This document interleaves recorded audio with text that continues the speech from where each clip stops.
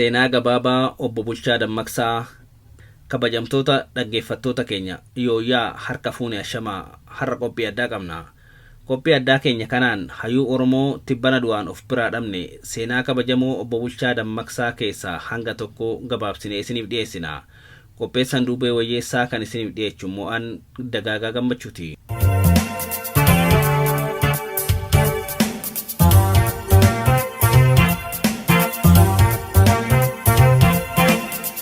Egaa akkuma waliinuu quba qabnu tibbana uummanni Oromoo ilma isaa jabaa beekaa fi falmaa mirga namoomaa tokko dhabeera.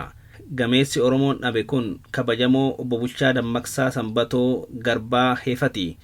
Obbo Bulchaan bara 1930tti abbaa isaanii obbo Dammaqsaa Sanbatoo fi haadha isaanii aadde Naasisee Sardaarraa akka bulchiinsa bara saniitti kutaa biyya Wallaggaa Konyaa Gimbii aanaa Boojjii Birmajii ganda Heellaa Ibichaa jedhamutti dhalatan. Warra isaaniitiif ilma tokkicha yoo ta'an obbolaa durbaa sadi booda afraffaa irratti dhalatan.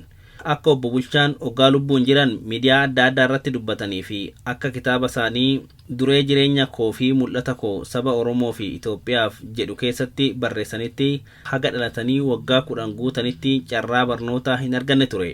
Haa ta'u malee manuma isaanitti warri isaanii nama qubee saabaa isaan barsiisu qacaranii fi turan. Boodarra garuu mootummaan mana barnootaa bara 1941tti oggaa banu barataan heddummachuurraan kan ka'e barsiisan dhabame. Obbo Bulchaan waggaa 2 erga mana barnootaa sana keessatti dabarsanii booda magaalaa Gimbiitti warri misiyoonii Adventistii jedhaman mana barnootaa waan bananiif obbo Bulchaanis gara sanatti qajeelanii barnoota isaanii itti fufan. Mana barnootaa Adventistii Gimbiitti waggaa 3 erga baratanii booda Finfinneetti barnoota qulqulluutu kennama. Mootummaanis barnoota ni deeggara oduu jedhu waan dhaga'aniif hiriyaa isaanii tokko waliin gara Finfinneetti godaanan. Finfinnee yoo dhufan garuu dubbiin akka isaan oduudhaan dhaga'an hin turre. Rakkoo lamatu isaan mudate. Tokkoffaa afaan Amaaraa hin beekan, lammaffaa maqaan isaanii maqaa Amaaraa miti. Gama ministeera barnootaa deemanii akka barnootaaf galmaa'uu barbaadan yoo gaafatan namni abbaa kanaa jedhuu ni dhibe. Waggaa isaan afaan Oromoo dubbatan itti kolfu. Ijoollee biyya Amaaraa kan akka Manzii fi Ifaatii dhufaniif kan afaan Amaaraa dubbatan battalumatti galmaa'anii yuunifoormiin manni bulmaataa fi nyaanni kennamaaf. Deeggarsi isaan barbaadan hunduu ni kennamaaf. Yoo asiqa jedhanii maqaa isaaniillee gara Amaaraatti jijjiirratanii kabbadaa ofiin jedhanii galmaa'uuf yaalanii akka turan obbo Bulchaan kitaaba isaanii keessatti barreessaniiru. Haa ta'u malee afaan Amaaraa akkamitti dubbature?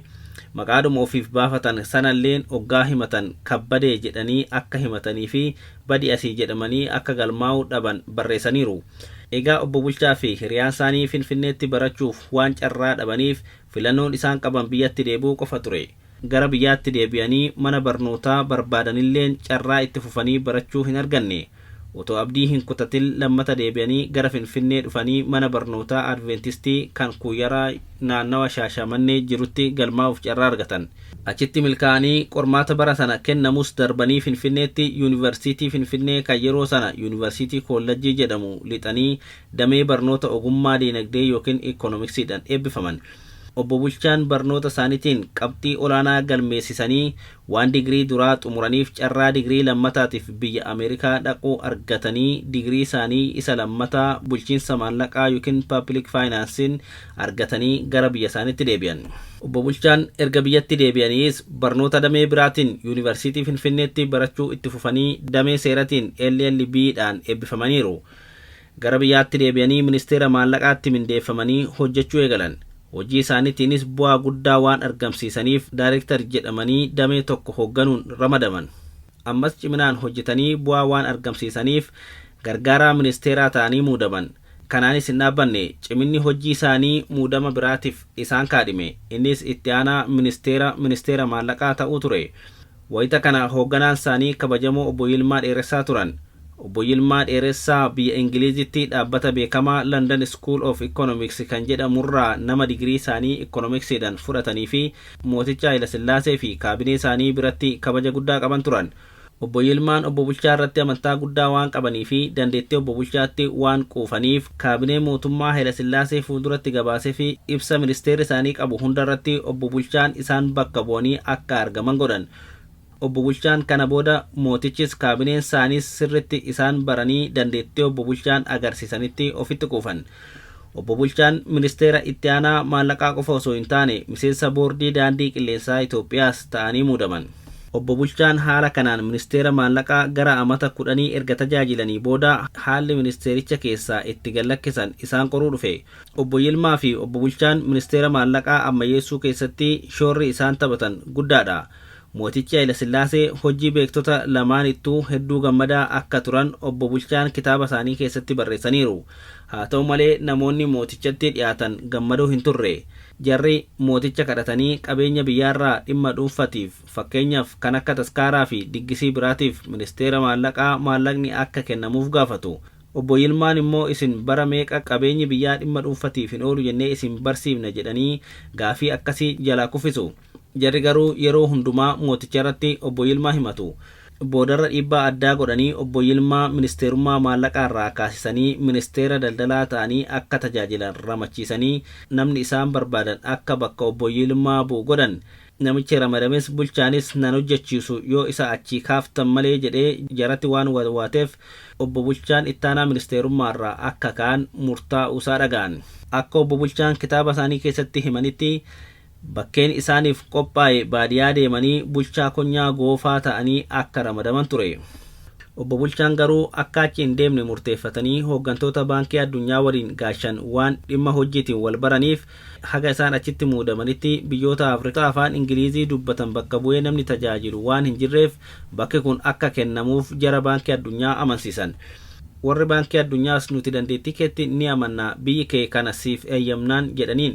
Obbo Bulchaan mootii Haayile Sillaasee waliin sirritti waan walii galaniif yoo isaan Itoophiyaa bakka bu'anii biyyoota Afrikaa afaan Ingilizii dubbatan 20 bakka bu'anii ramadaman Itoophiyaaf ulfina ta'uu qofa bira darbee waan biyyattii sadarkaa addunyaatti barbaaddu guuchifachuufis gaarii ta'uusaa mootichatti himanii mootichis eeyyama guutuu kennaniif.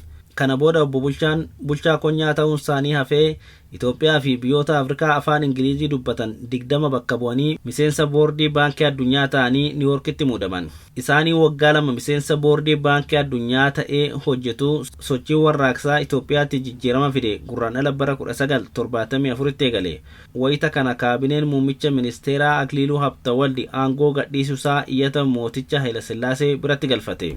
Wayita kana mootichi Indaalkaachoo Mokonnonin bakka Akiliiluu Habtawaldi buusanii muummicha ministeeraa taasisanii muudan. Indaalkaachoon immoo miseensota kaabinee isaatii ogguu filatu Obbo Bulchaa Dammaqsaa otoodhuma isaaniin hin mari'atin otoodhuma isaan Niiwuorkitti miseensa boordii baankii addunyaa ta'anii jiranuu ministeera qonnaa jedhee maqaa isaanii kennee miidiyaa irraa akka isaan ministeera qonnaa ta'anii muudaman Obbo Bulchaan dhaga'u. Obbo Bulchaanis aariidhaan Indaalkaachotti bilbilanii tokkoffaa akkan muudama barbaadu fi hin barbaanne naan hin mari'anne, lammaffaa ani wajjin irratti ramadame asii baran tajaajiluuf malu hin fixanne, sadaffaa ani nama waa'ee diinagdee barate malee nama waa'ee qonnaa barate miti, akkamitti muudama kana qabattee maqaa kootiin gadi baate jedhee ni gaafatan. Indaalkaachoonis haalli keessa jirru waan ariifachiisaa ta'eef waan hundaa ariitiin raawwachuutu narra ture. Egaa sanas ta'u kana tokkicha maqaan kee dhiyaatee miidiyaarra ooleera, muudama kanas fudhachuutu sirra jira ittiin jedhe. Obbo Bulchaan garuu hin ta'u jedhanii morman. Indaalkaachoon garuu maalumaafuu hin mari'annaa koottu isaaniin jedhe. Obbo Bulchaan Niiwuork irraa gara Finfinneetti balali'anii otoo Indaalkaachoo bira hin deemin kallattumaan gara masaraa mootichaatti qajeelanii Haayile Sillaaseen wal argan. Mooticha harka fuudhanii mootichi hojii isaanitti gammadaa fi gammadaa ta'uu dhabuu isaanii gaafatan. Mootichis hojii Obbo Bulchaatiin akka boonanii fi haga yoonaatti akka gammachuu qaban mirkaneessaniif. Obbo Bulchaanis otoo akkas hojii boonsaa dalaganii biyya isaanii gargaaraa jiranuu Obbo Indaalkaachoon otoo isaan hin mariisisin ministeera qonnaa kaabinee isaatii taasisee isaan muuduu isaa itti himanii, isaan garuu akka baankii addunyaa irratti haga yeroo ramaddii isaanii dhumutti akka turan akka eeyyamamuuf gaafatan. Mootichis akka ati achi turtu eeyyamneerra jedhaniin.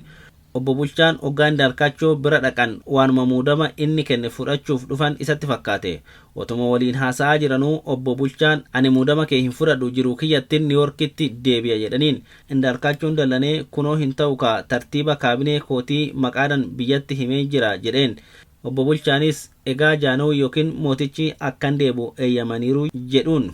Indaalkaachoon na'ee garuu ammalleen aniifati laaqana nyaachaa kophaatti haasofnaa bor walaa arginu jedhee gargar ba'u. Obbo Bulchaan garuu otoo hin daalkaachoon waliin argin bariituma sana balali'anii Niiworkitti deebi'an. Kana booda warraaqsi Itoophiyaatti jalqabames itti fufee mooticha aangorraa fonqolchee aangawoota mootummichaas Indaalkaachoo Mokonnon dabalatee Dargii fixe. Obbo Bulchaan erga bara tajaajila isaanii baankii addunyaa waliin fixanii booda mootummoota gamtooman jalatti damee sagantaa dagaaginaatti hojii eegalan. Damee sagantaa dagaaginaa UNDP jalattis Naayijeeriyaa, Gaambiyaa fi Taanzaaniyaatti itti gaafatamaa mootummoota gamtoomanii kan damee kanaa ta'anii bara dheeraaf tajaajilaniiru. Erga Dargiin kufee mootummaan Addawaayii aangoo qabatee gara biyyaatti deebi'anii hojiin isaan irratti xiyyeeffatan akkamitti akka ogummaa fi muuxannoo qabaniin biyya isaanii tajaajilan irratti ture. Haaluma kanaan baankii Awaash otoo baankiin dhuunfaa tokkollee biyyattii keessatti hin dhaabbatin hundeessan.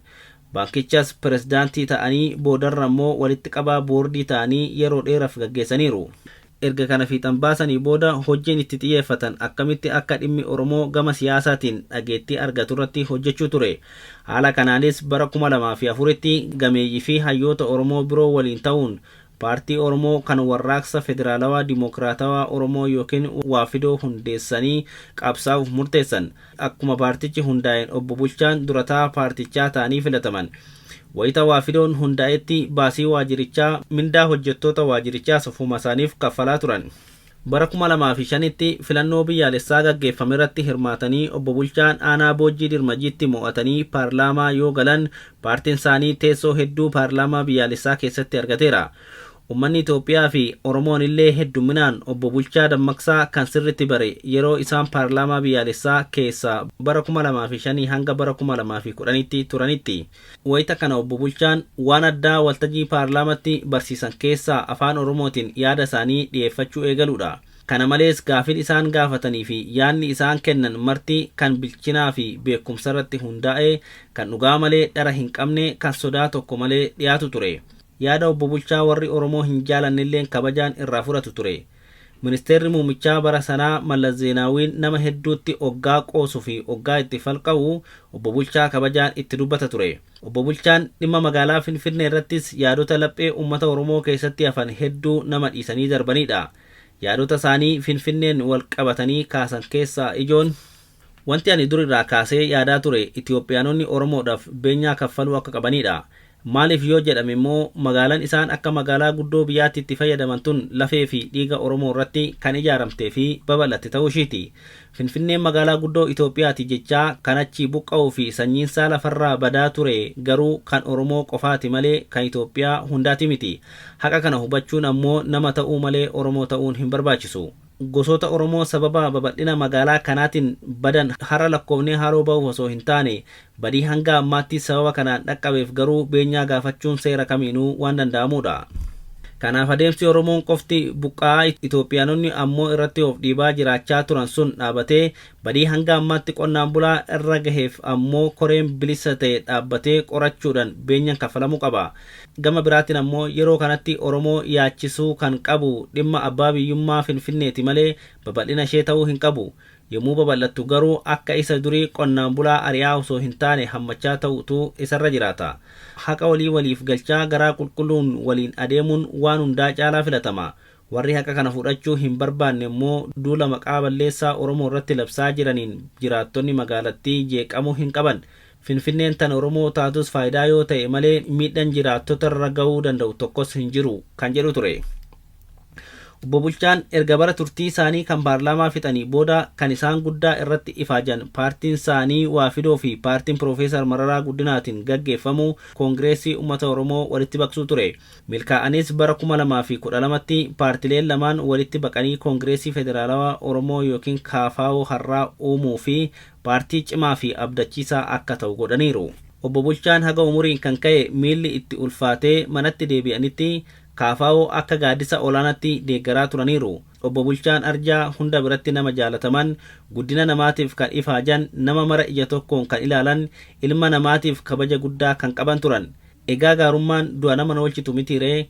Obbo Bulchaan dhalatanii waggaa 95tti addunyaa kanarraa boqotaniiru.